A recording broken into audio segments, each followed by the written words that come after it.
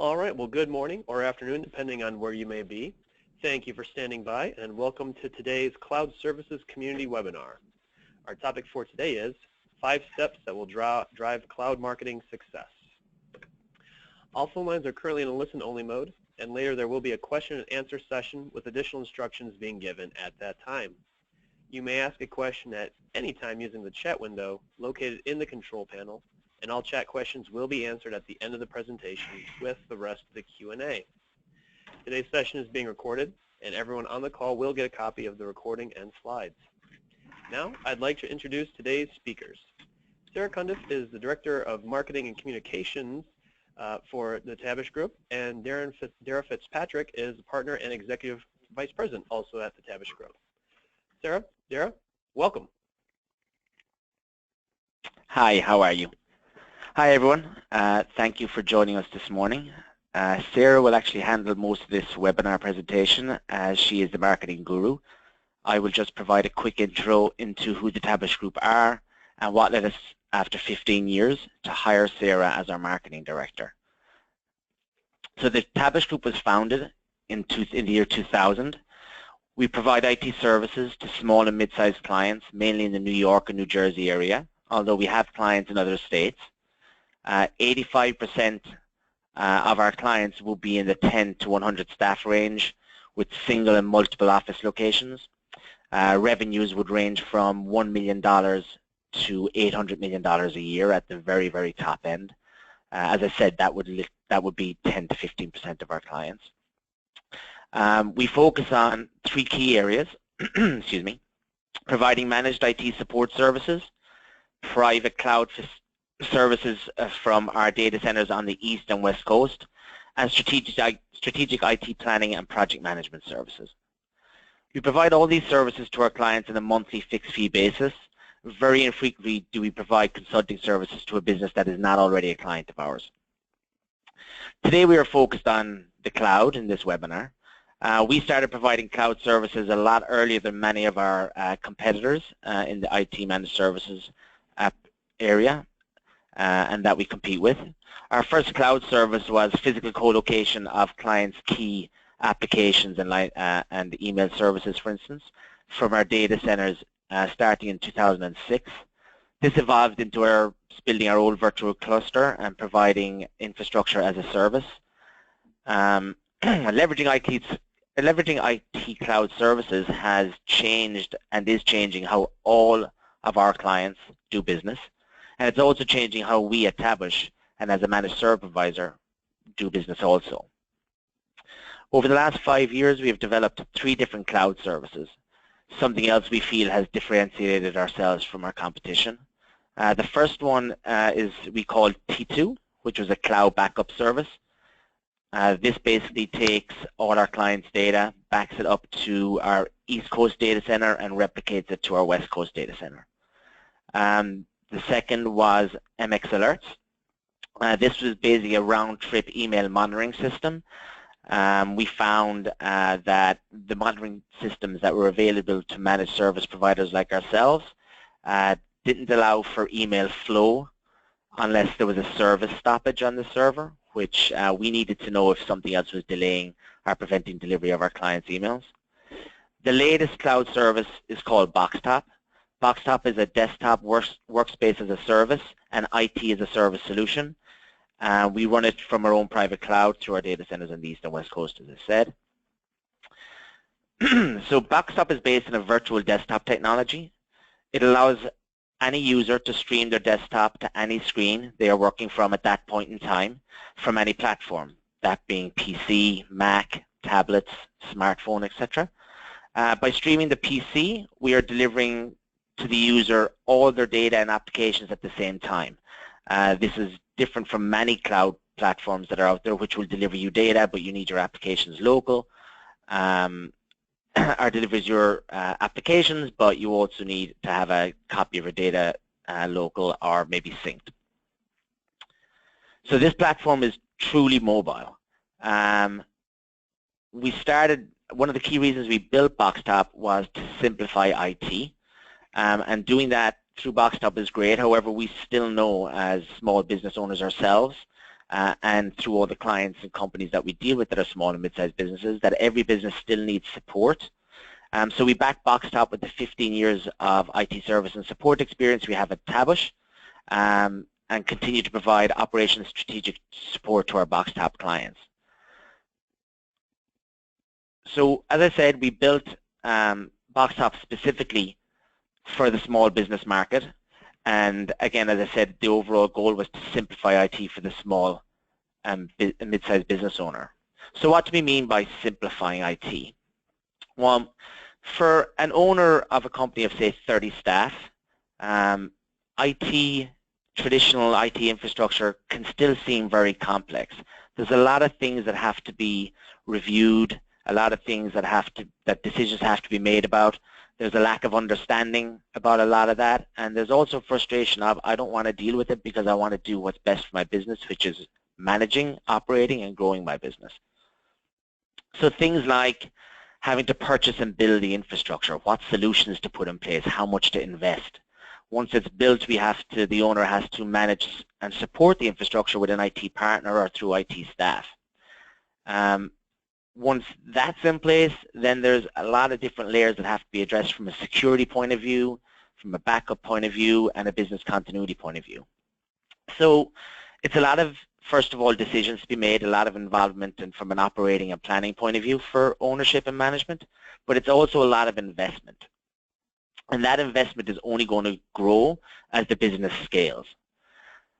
So a lot of business owners we found reflect upon a lot of things, a lot of the layers like security, backup, and business continuity as IT insurance. There are things that they have to do to protect the investment in IT that runs their operation that they already made.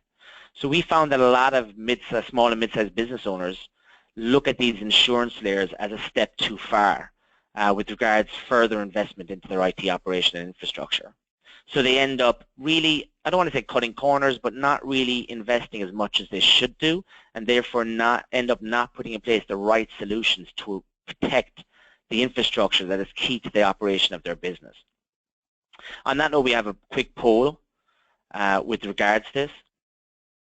Yes, we do. We'll launch that poll. All right, ladies and gentlemen, we'll have this poll up for the next 30, 45 seconds. Please feel free to answer. How many people know of business owners that don't properly invest in IT security, backup, or business continuity due to cost?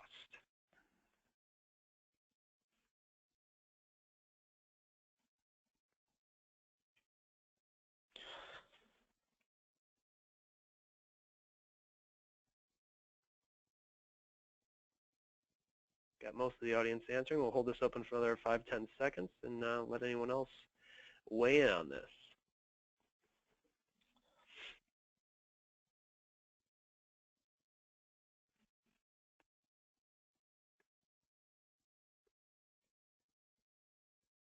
Okay.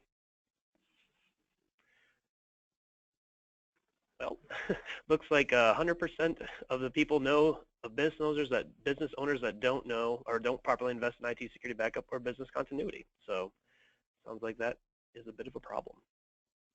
Right. So this is this is one of the key reasons that we built something like the desktop as a service, IT as a service product called BoxTop.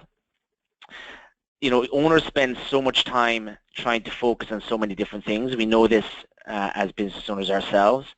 And when things get to a point that they're stretching and looking at their operational dollars, insurance becomes something that, or things that they view as insurance becomes something that they don't invest in.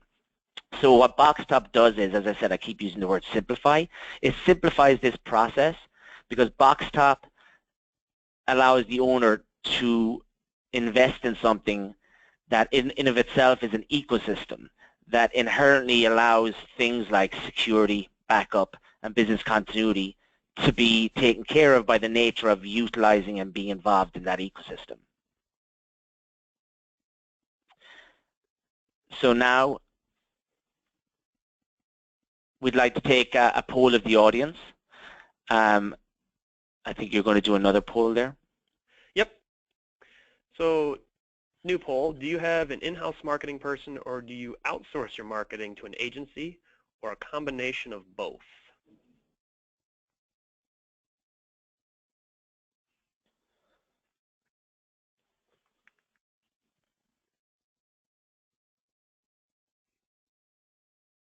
leave this open for another few seconds here, but looks like we have most of the audience answering.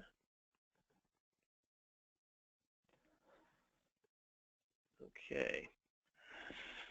So we had about 17% both for in-house and outsource, and then the majority have a combination of both there at 67%. Okay, so that's interesting, and now on to our next slide, thanks Sam, which basically we had to decide as a business what we were going to do for marketing. So in the 16 years prior to having a marketing director, we've grown our business through a simple premise, which was doing good work for good companies will lead to more work and will lead to us scaling our business. So we got a lot of business through client referrals, referrals through partners that we had refer business to, things that lots of small businesses like. I'm sure people on the webinar have done the same thing. We had outsourced our marketing and had done a little marketing ourselves, but that was really marketing from myself and my business partner's standpoint, which we learned after the fact was not really marketing. It was really not voicing things in the language that our clients wanted to hear. It was more voicing in what we thought they wanted to hear. And we used people to do certain content and create some marketing slicks for us while outsourcing. But we had no real direction or plan.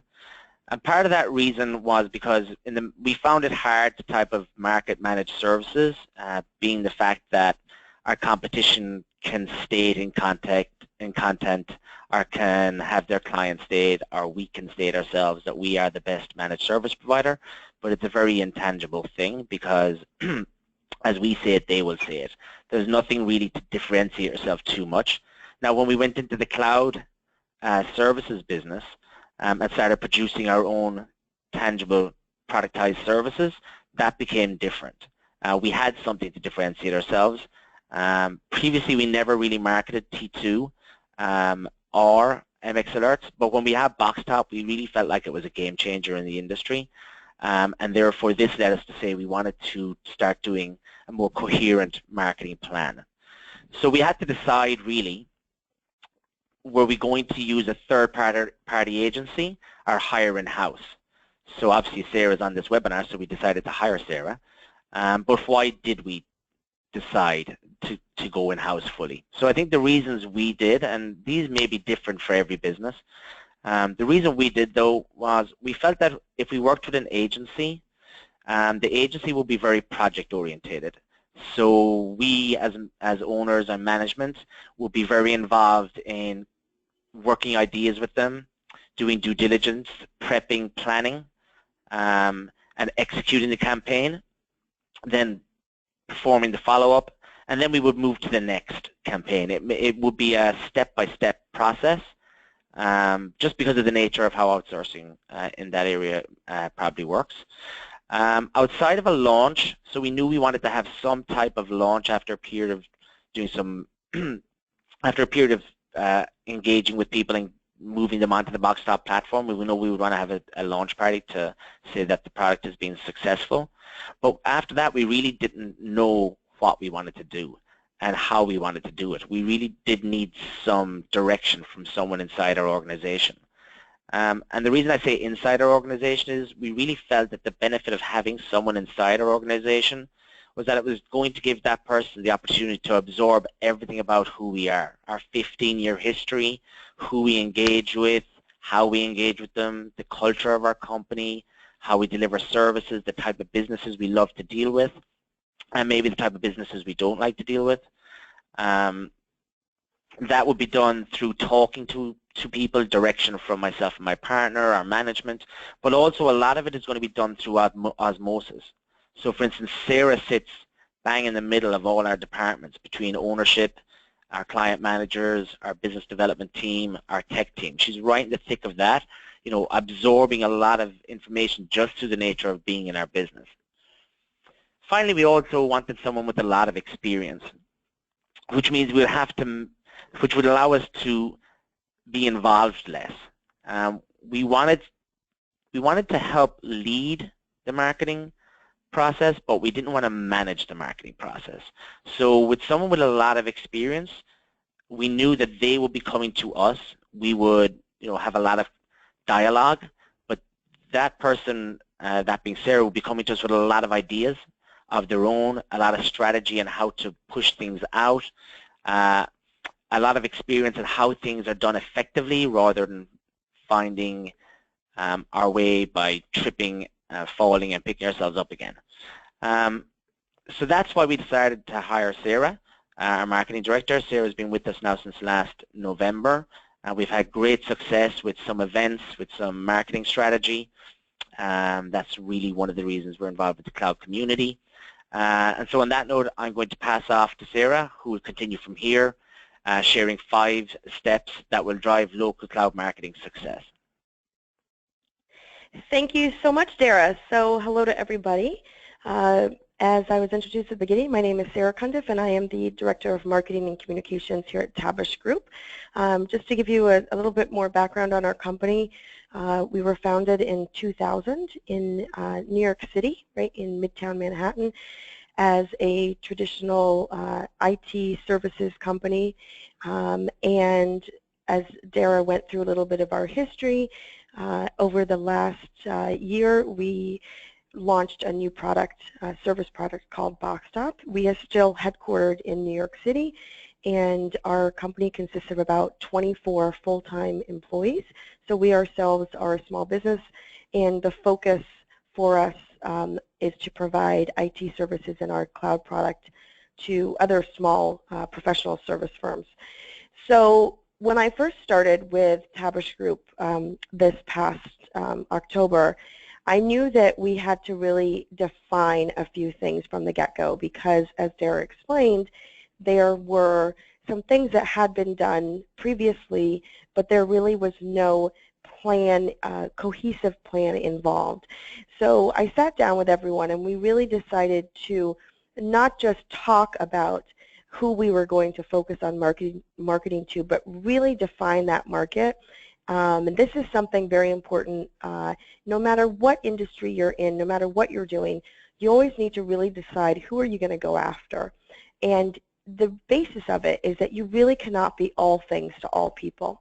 There are some businesses out there that over time have evolved so that they can grow into larger and larger markets, but you have to really understand what is your product bringing as a resolution to a particular industry and really focus there. Especially if you are a small business yourself, you're going to basically end up having, creeping outside the scope of where your business goals are, and you're going to end up spending a lot of resources to actually get a little out of it if you're not very fine-tuned.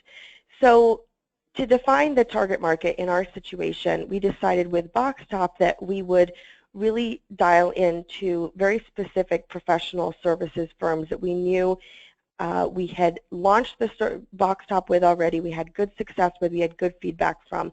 Those included small law firms, small commercial real estate firms, construction firms, very specific kinds of finance firms such as wealth management firms, and other different types of professional services and small business.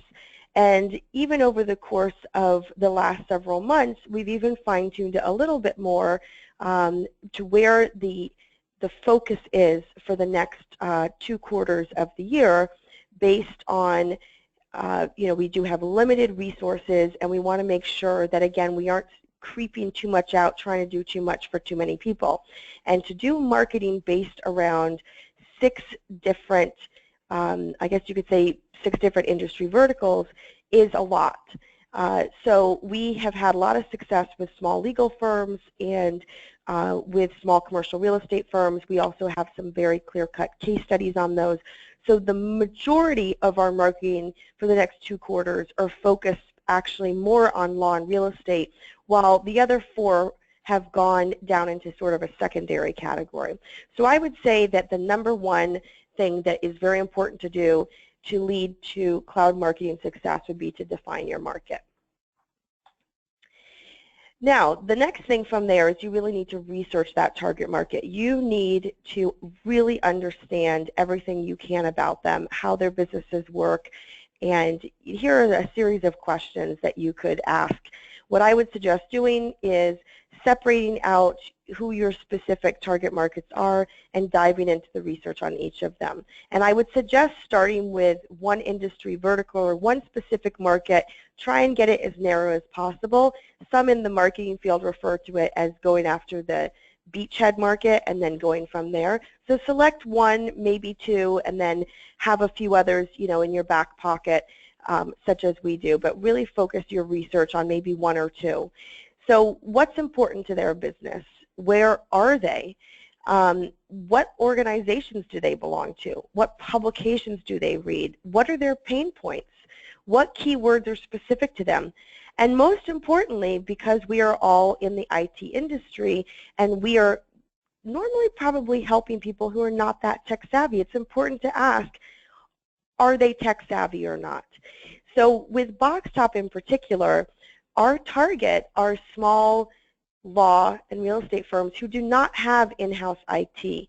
If there's someone in the business who is familiar in some way with IT, it's probably something on the side, something they're passionate about, they just sort of fell into it because they're tech savvy. It could be the managing partner of a small law firm has been the one handling their IT. It could be that so-and-so has asked someone that they know, their brother or whoever, to help them with the IT needs of the company. So in particular, our product is focused on people who are actually not tech savvy because we will take care of all their technological needs. So it's very important that you really understand the language that your target market speaks. So going back to a little bit about how Dara explained what BoxTop is, he really was explaining it knowing that the audience on this particular webinar are tech-savvy IT professionals.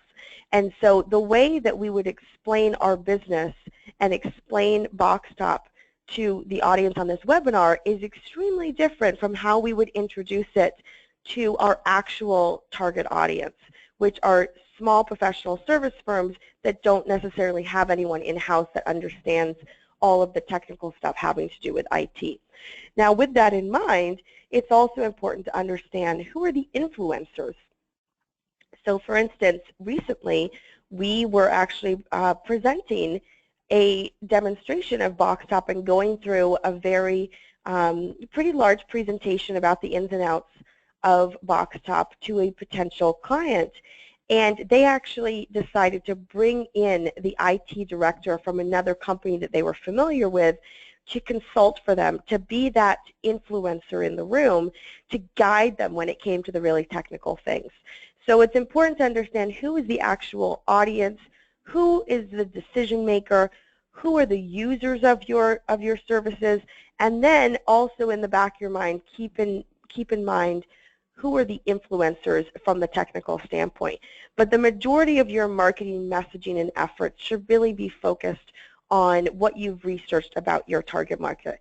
So in summary for this, the second most important thing and the second step in driving local cloud marketing success would be to really research your target market. Put together a bunch of questions. Here's a beginning of some that you can use. Now, at this point, I think we're going to do another poll. All right. Launch that up. All right, so this poll, ladies and gentlemen, is ready for you to answer. Have you clearly defined a specific target market to focus on? If so, is it by size, geography, industry, vertical, or other?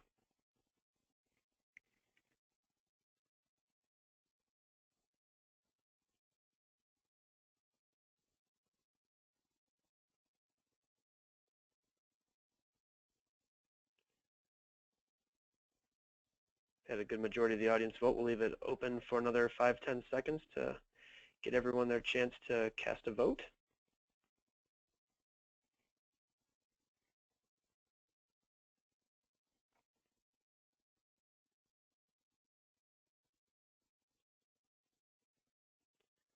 All right. So it looks like 25% of the audience have not defined a specific target market, 50% go by size, And nobody's really going by geography, and the remaining 25% go by industry. Okay, great. Thank you so much, Sam. So it does seem a little bit all over the place. For those who have not yet defined your specific market, I would highly recommend that you do that exercise. And I would say that it's a combination of really looking and seeing what you can offer, but then also seeing, going back to what I said before, selecting a beachhead market. Pick one specific type of market that you can go after that you can then expand upon, because the more specific you can be in your marketing and in your messaging that's targeting in that specific market, the more effective it's going to be. So from there, that leads me to the next point, which is to really create target-specific content. And this, is something where it really depends on your resources. Don't get overwhelmed. There are a lot of different things that you can be doing. But what's most important is to always keep in mind the messaging needs to be specifically targeted. And, no one really cares about who you are, how much you love doing what you're doing. That is important that, we should all obviously know what we're doing in our industries, and we should be passionate about it. But they want to know what we can do for them. They want to know, are we able to share some interesting content with them? And not only is it content that they will find interesting, but it's a way to get their attention. So all of these different kinds of content that I've put on this slide here, it can be everything from blog posts to writing articles that you get published in some kind of an industry publication that your target is reading. So to get published in an IT publication, if you're not focused on selling your services and product to an IT market, probably wouldn't do you much good. But for instance, with us, we are focused with BoxTop, like I said before, going after small law firms. And so we are always working on getting articles published into legal industry magazines, not IT magazines and websites. Presentations at events and at webinars is another great way to share interesting content that would be of use to your target market. But again, going where they are. I'm sure everyone's very familiar that there are a lot of cloud events across the United States. There's lots of different IT events. But really, if your target is not other IT companies, it's not really worth your resources to put a lot of focus on those.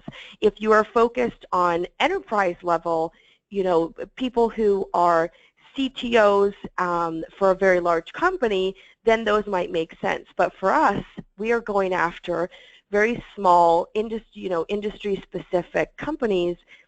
And so we do a lot where we put our resources, for instance, into going to events that attract people from the legal community. We're not going and spending our time doing webinars and events that involve the IT community, because that's not our focus. Client success stories, I sort of mentioned this a little bit before. This is very important because it's one thing to tell people what you do, but it's another to really explain it from that storytelling point of view of the success that someone has achieved because they have used your service or product.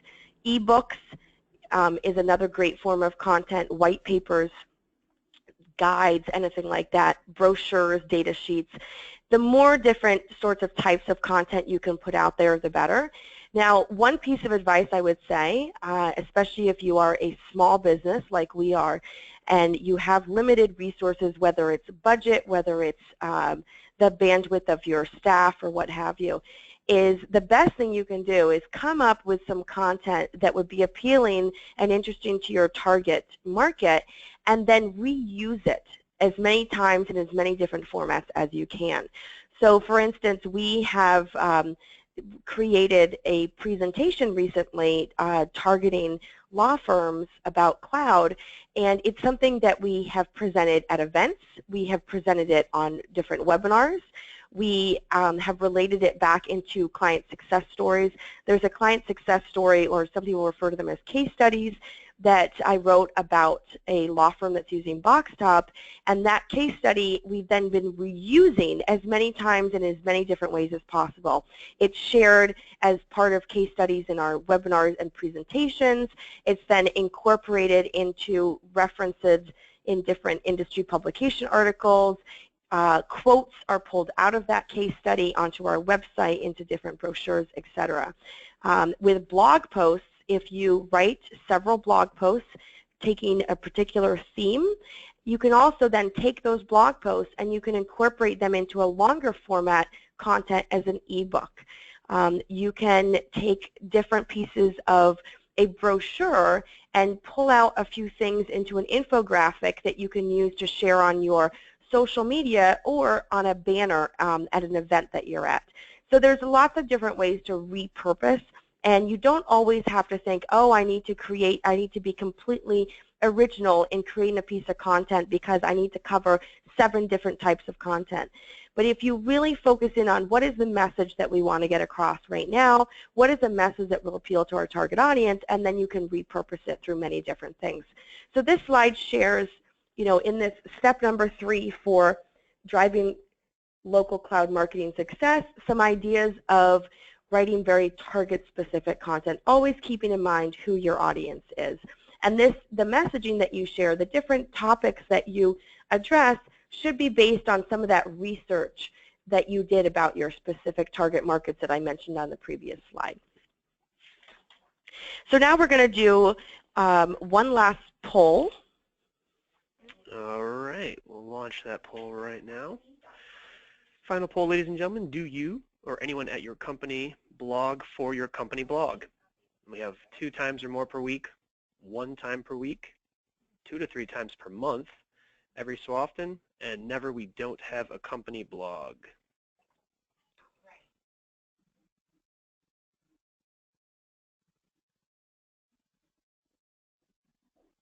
Leave it open for another few more seconds here.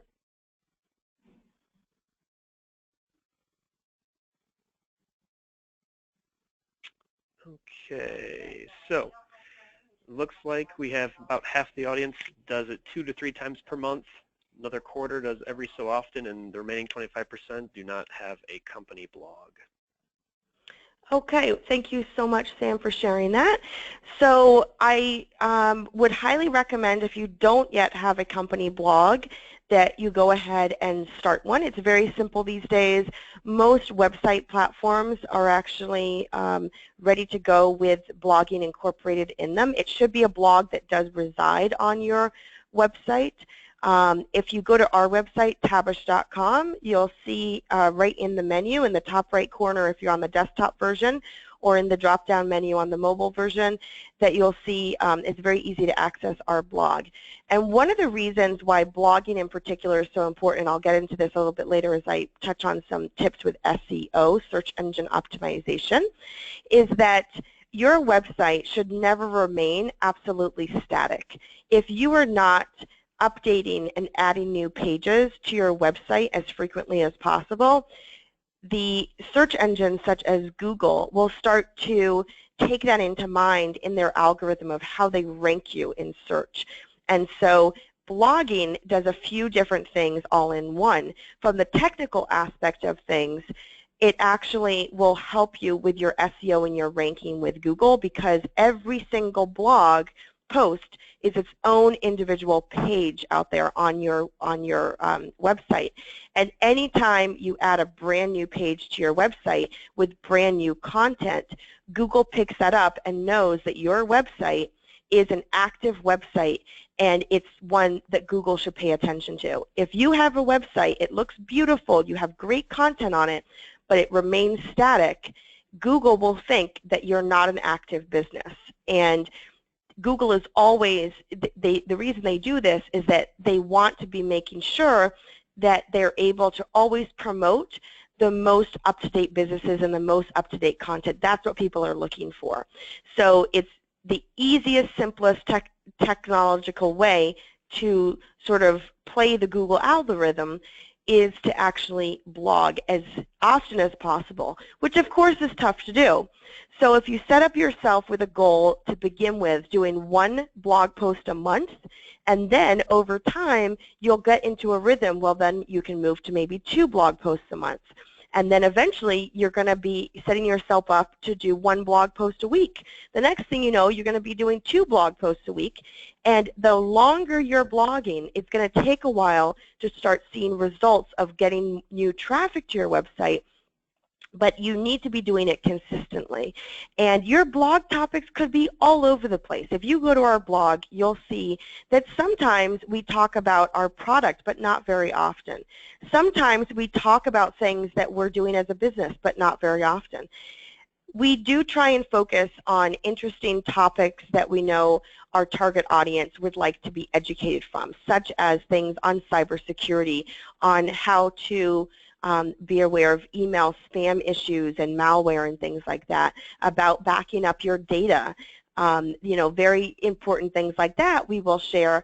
We also will share things. Right now we're working on a blog post about what are some of the most useful apps right now that you can use on an iPad.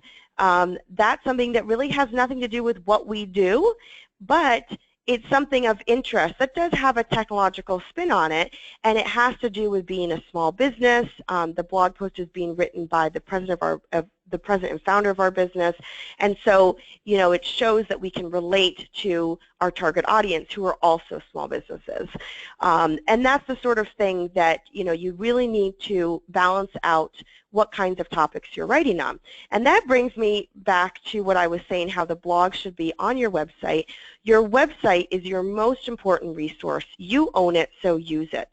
A lot of people say that marketing can get very expensive. It uses a lot of resources. These days, it's not very expensive to set up a website and to have a really good website. There are lots of different platforms out there. You can pay people to set one up for you. You can get a platform where you create it yourself. It's very important to ensure that your website is your storefront. So we are all probably in the sort of business where we don't have a storefront. We have an office somewhere, but our website is our storefront, and you should treat it that way. It's really, when someone comes to your website, the number one thing is they should understand what you do. I love to always tell people how when I was interviewing for this position here at Tabish Group, I was asked if I understood what we did as a company.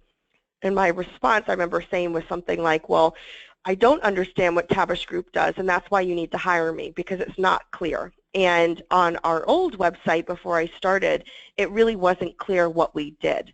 And maybe to someone from a technical aspect, they might understand. And it really showed that we were passionate about what we did, but it wasn't very clear what we did. And so now our website is more focused on really outlining what it is we do. So when someone stops by our storefront, i.e. our website, they know exactly what we do, and they know, is it something that is something they're looking for, or is it completely off topic from what they're looking for?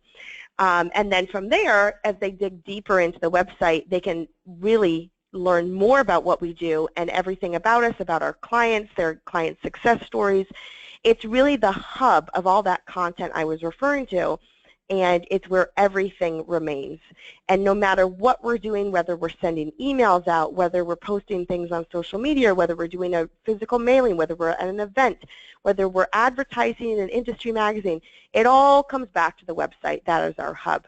And on the website, one way to ensure that once someone comes to your website, that you're continuing to grab their attention and get them to come back to learn more about you and to stay up to date with what you're doing, is to make sure that your website also has a very, very, very simple place where people can subscribe to updates from you. And this is, you want to make sure that your blog is set up so that people can immediately, if they find your blog interesting after one post, they can subscribe and get updates from you via email.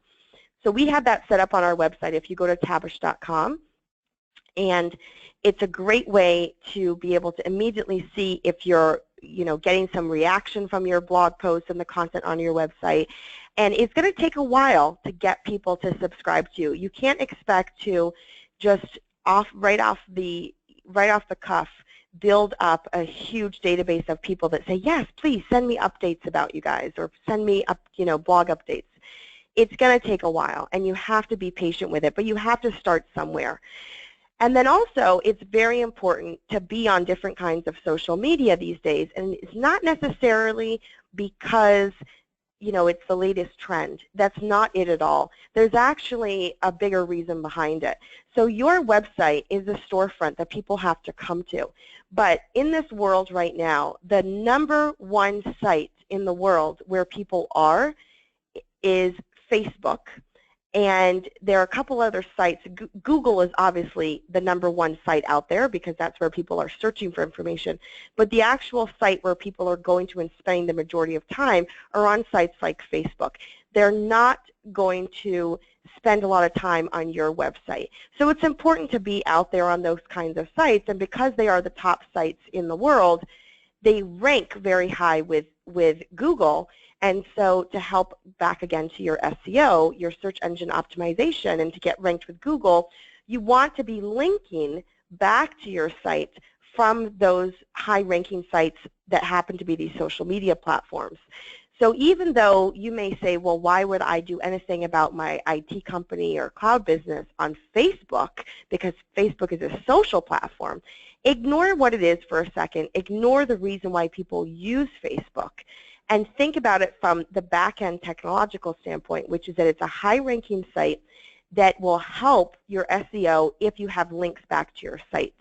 It's the same with Google+.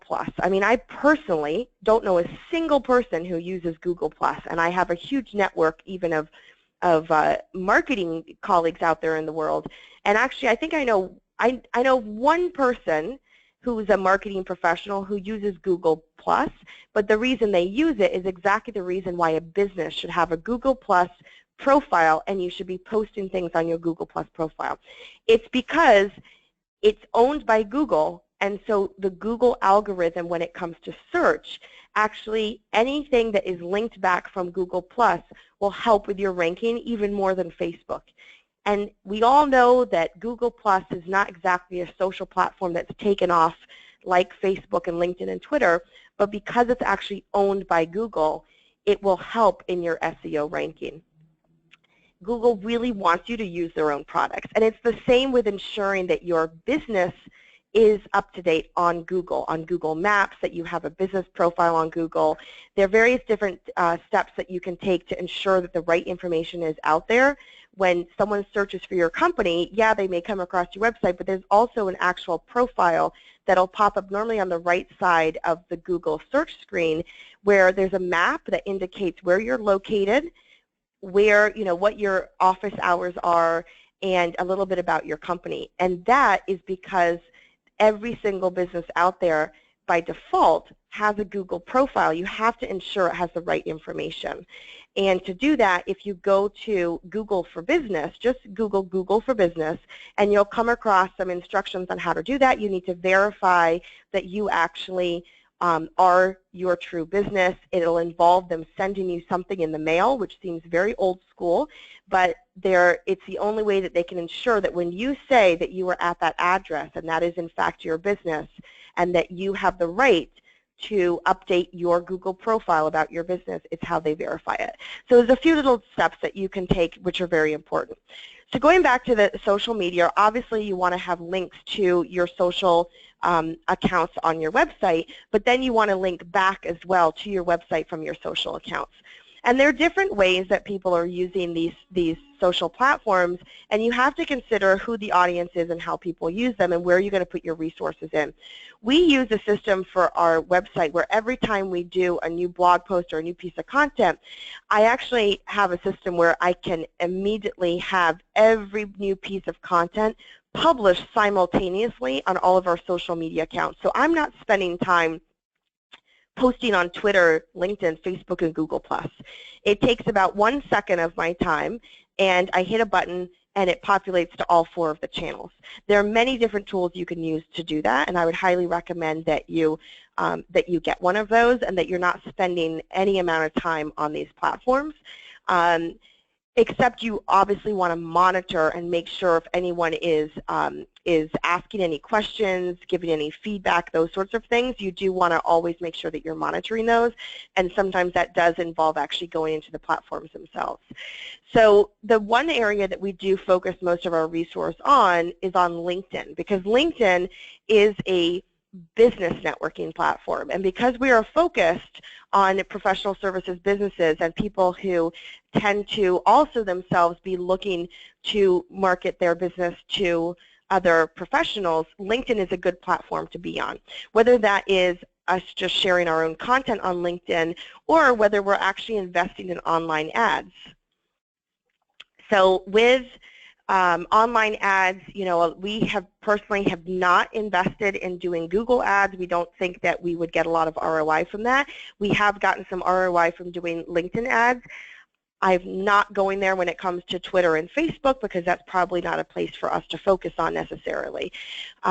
With Twitter, we're out there. It's mostly because a lot of industry journalists are on Twitter, and so to get their attention, that's why we also post to Twitter.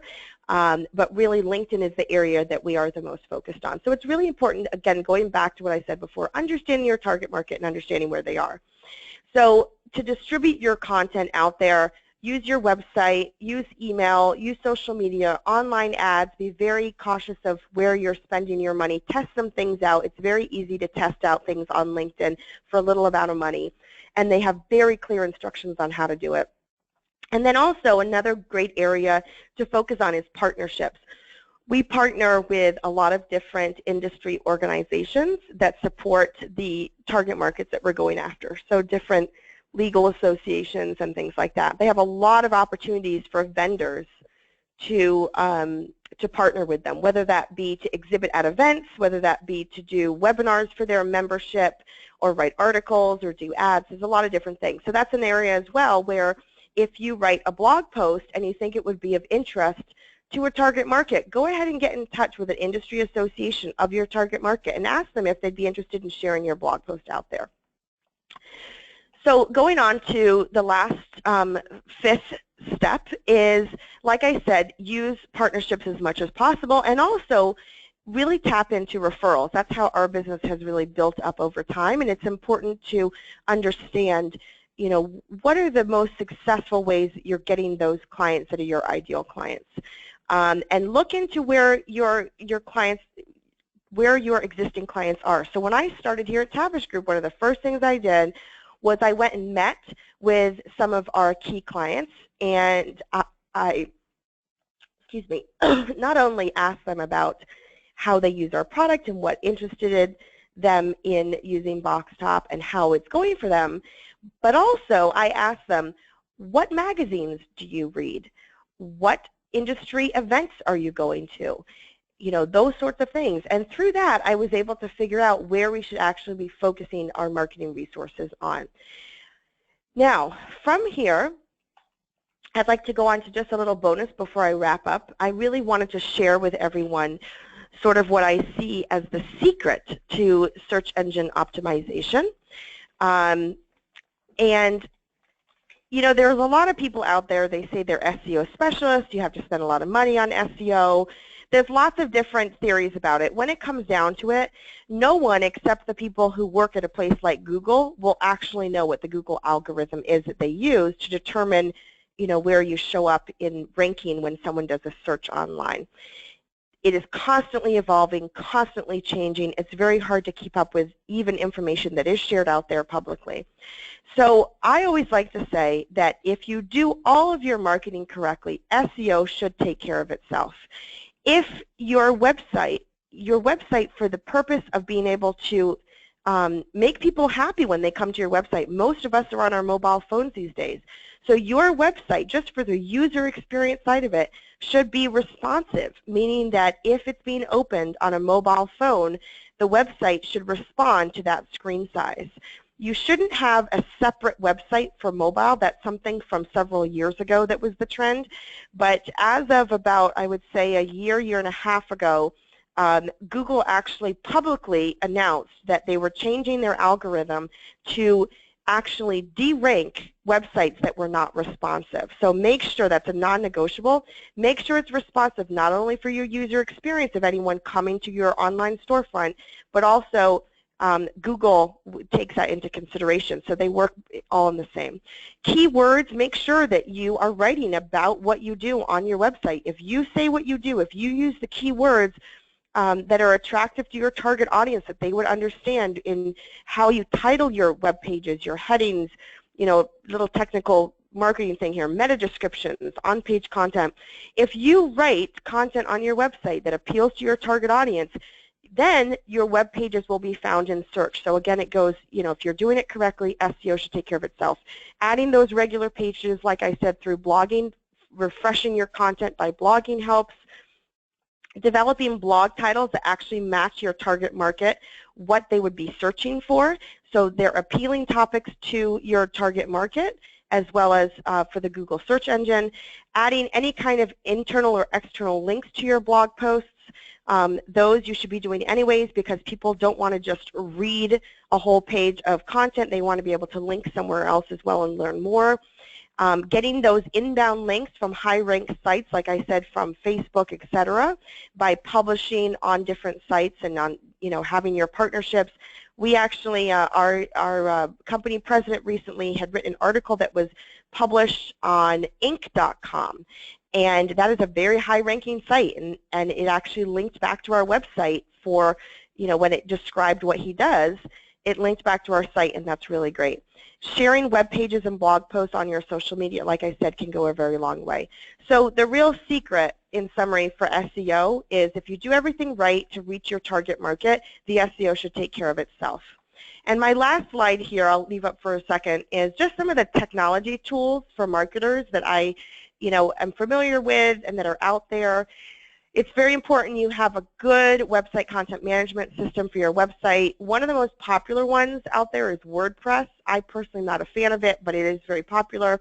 Blogging platforms, again, WordPress provides that. Email campaign platform, a very popular one is MailChimp. You should be able to create landing pages, and if you don't know what a landing page is, go ahead and put into the Google search, what is a landing page, and you'll learn what that is. It's basically a web page that someone is directed to when you do any kind of a marketing campaign.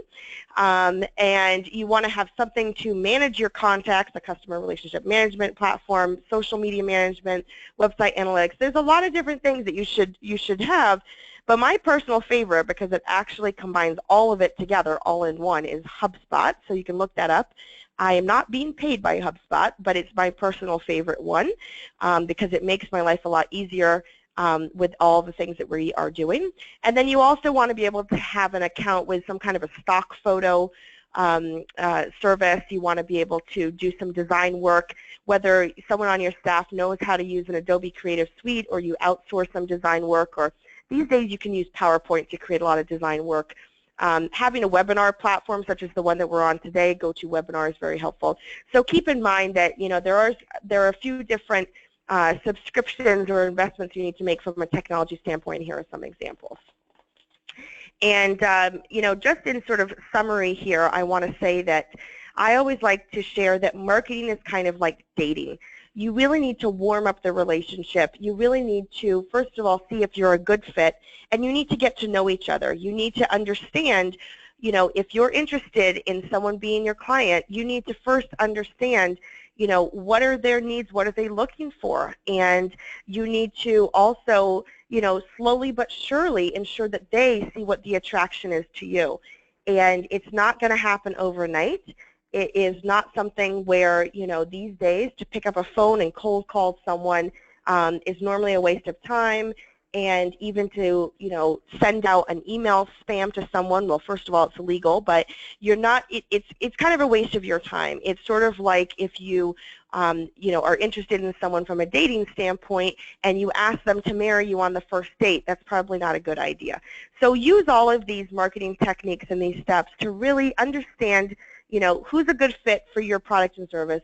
Go after, you know, research them, see what their needs are, and then slowly but surely, you know, get them to understand how you can help them. So from there, I think we're going to move on to some questions and open up the webinar now for some Q&A. Thank you, Sarah. We will open it up now for questions. If you would like to ask a question, you can do so using the chat window located in the lower right-hand corner of your screen. And we did have one that came up during the presentation. Someone was looking for a little clarification about what do you mean by a virtual desktop and how would that be integrated with an IaaS? Okay, so the notion of a virtual desktop is, well, just physically everybody that works using a computer uses a PC, a physical PC or a physical Mac or a tablet or something of that nature to access and run their applications. So if we think about Netflix, for instance, prior to Netflix, we would have a TV with a DVD connected to that TV. We would insert our DVD player, and that would play the movie on our screen. If we wanted to watch that movie in another room, we would need to take the DVD player out, go to that room with the DVD player connected to the TV, pop in the DVD player, and now your movie is playing on that screen. With the virtual desktop, we're streaming your PC in the same way that Netflix streams your movie. So it's a Windows PC that, as long as there's a screen that has a endpoint that connects it to the internet, or a point of connectivity to the internet, you will launch an application that connects you to your virtual PC, which looks the exact same as your virtual PC. And you can work on your applications, be that Word, Excel, Outlook, access your shared files, access your line of business applications if you have an ERP system or PLM system or order management system or whatever database system you're using. From an IaaS standpoint, it just means that we're delivering it on an infrastructure as a service basis, so we have built the environment ourselves. It's our own private cloud. And we're carving the resources that you need specifically for your virtual desktops to run. That type of delineates it from some of the competitors that we have out there that don't necessarily carve out your resources but assign you resources from a system that you are sharing with multiple other people. So BoxTop is much more truer to how a physical PC or device works in terms of your PC has X amount of hard drive space, has a processor of a certain speed, has X amount of RAM, and that's dedicated solely to your virtual desktop. Does that answer the question? I think so. Thank you, Dara. Well, unfortunately, we have pretty much run out of time. That was the main question from the presentation. If anyone has any additional questions, Dara and Sarah would be happy to connect offline and get those answered for you. But Dara, Sarah, thank you very much for your time and offering your knowledge on this topic. Our pleasure. Thank you, everybody. Thank you, everybody. Thank you, Sam. All right, thank you. Thank you, ladies and gentlemen, for attending. And please do take a few moments to fill out your post-event survey. We love hearing everyone's input for future events. But that's it for today, and have a great afternoon.